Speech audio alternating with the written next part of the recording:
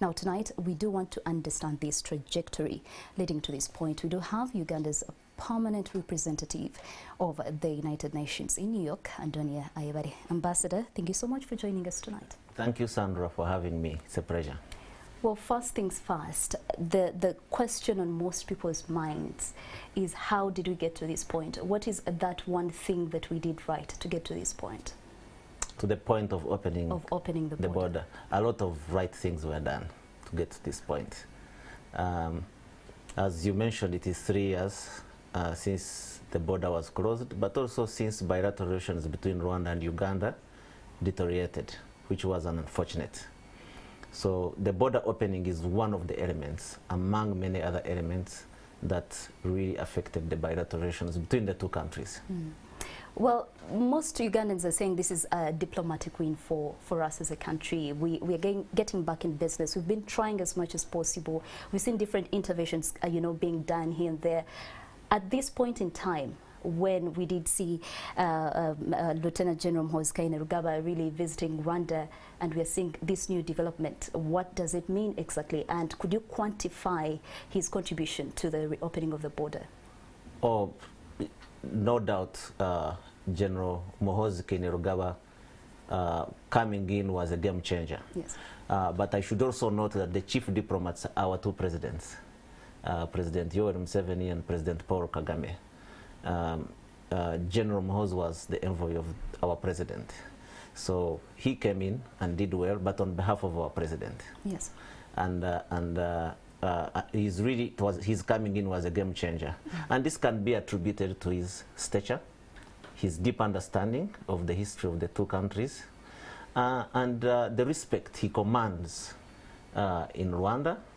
He has been involved, historically, you can say behind the scenes, but directly. Yes. So his involvement was a game changer. Well, then my next question, we did see interventions from Angola and Congo trying to bring together the two countries to solve the outstanding issues.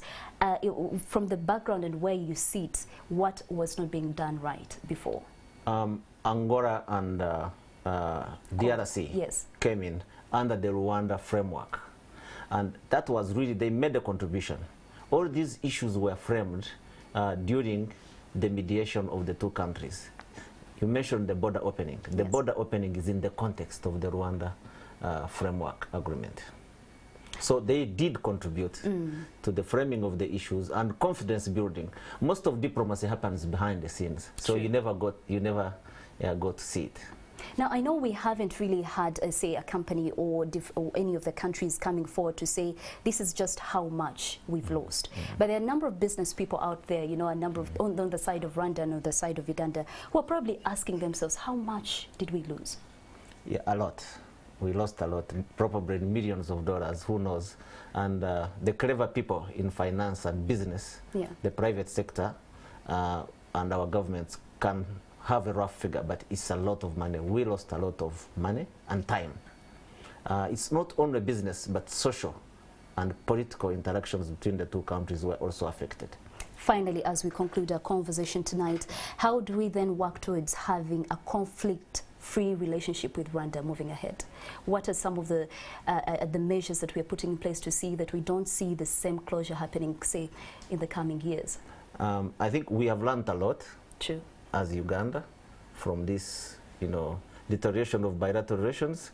One of the lessons is institutionalization of the relationship. That's one, which already exists, but we need to really focus on it, and also to make sure that the unfortunate issues that came between our two countries are solved. We need to solve. We still have work to do. Opening the border is one of them, but there are others, bilateral issues that led to this. We need to solve them, and Uganda is committed to addressing those issues that were raised by Rwanda conclusively, and to build confidence measures that they will never reoccur. All right, thank you so much, Ambassador, for joining us tonight on NTV Weekend Edition.